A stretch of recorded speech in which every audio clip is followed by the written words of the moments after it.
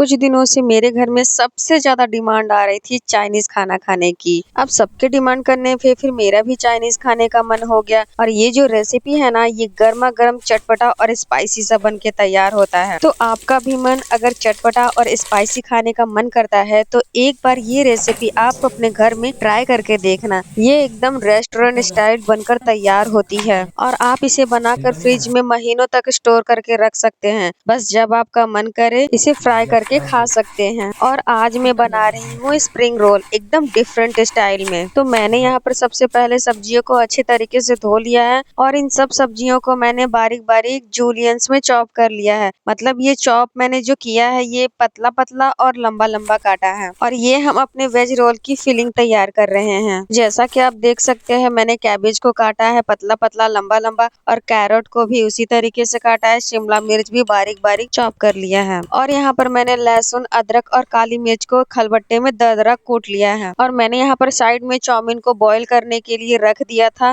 तो ये अच्छे से बॉईल हो गया तो मैंने इसका पानी निकाल दिया और चाउमीन को मैंने एक बार ठंडे पानी से भी धो लिया है। अब मैंने यहाँ पर कढ़ाई में 2 चम्मच के करीब तेल डाला है। अब यहाँ पर मैंने जो वो दरदरा सा लहसुन अदरक और काली मिर्च को कूटा था ना, उसे भी मैंने डालकर इसमें थोड़ा सा गोल्डन होने तक फ्राई कर लिया है। अब यहाँ पर हल्का सा गोल्डन कलर आ जाने के बाद जो हमने सारी सब्जियां काटी थी ना, जैसे प्याज शिमला मिर्च गाजर पत्ता गोभी, उसे भी सारा हम मिक्स करके अच्छे तरीके से चला देंगे। और जब सब्जियां हल्की सी सॉफ्ट हो जाएंगी तो यहाँ पर जो हमने नूडल्स को बॉईल करके रखा था उसे भी इसमें डाल देंगे।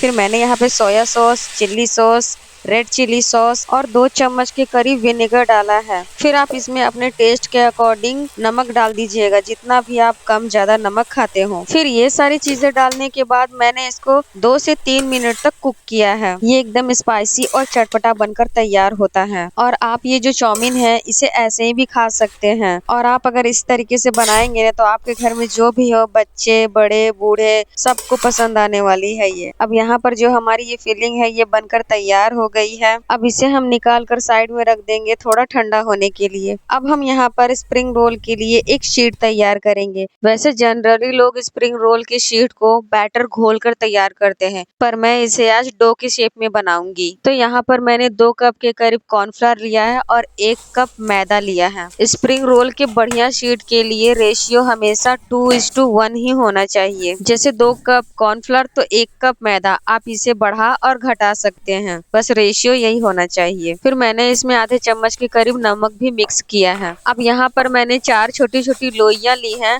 और इन सब को मैंने पूड़ी के शेप में बेल लिया है। और इसी तरीके से मेरी जितनी भी लोई है इन सब को पहले हम पूड़ी की शेप में बेल के रख लेंगे। फिर एक एक करके इस शीट पर हम सबसे पहले ऑयल लगाएंगे, फिर इस पर सूखा मैदा छिड़केंगे। सूखा मैदा छिड़कने के बाद जो हमारा ये मैदा है इसे हम अपने शीट पर फैला लेंगे। फिर एक एक करके इसी शीट को हम इस पर रखते जाएंगे और वही प्रोसेस दोबारा अपनाएंगे। पहले 1 चम्मच के करीब तेल लगाना है, फिर सूखा मैदा छिड़कना है, उसे फैलाना है, फिर दूसरे शीट को रखना है। और इसी तरीके से मैंने सारे शीट को रख लिया है।